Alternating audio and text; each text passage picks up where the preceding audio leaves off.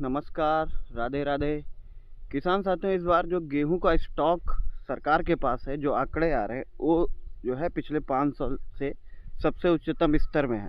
और गवर्नमेंट ने गेहूं का एक्सपोर्ट भी खोला था, पर जो अंतर्राष्ट्रीय मंडियां हैं उनमें गेहूं में कंपटीशन ना होने के कारण जो है हमारा गेहूं देश से बाहर नहीं जा सकता।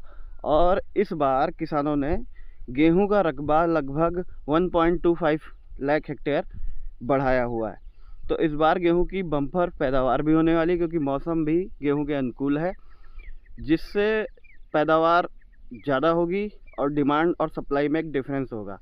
मतलब गेहूं की सप्लाई ज़्यादा होगी, डिमांड कम होगी। उससे जो रेट एमएसपी 2585 रुपये जो है, उससे कम से कम 400 रुपये नीचे रहने की संभावना है। क्योंकि इस समय गेहूं 2200 रुपये कुंटल बिक रहा है, जबकि अभी आवक में 1 महीना पूरा बाकी है।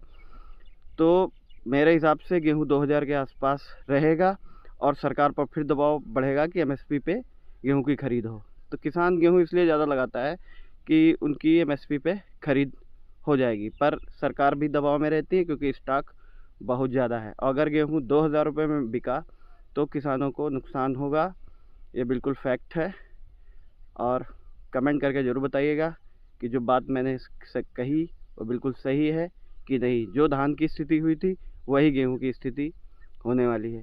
इसलिए किसान भाइयों को थोड़ा ध्यान रखना है कि एक ही फसल की तरफ डाइवर्ट नहीं होना है, क्योंकि डिमांड और सप्लाई का भी ध्यान रखना पड़ेगा। क्योंकि खेती अब टेक्निकल ढंग से ही हो सकती है, थोड़ा मॉडर्नाइजेशन की ज़रूरत है।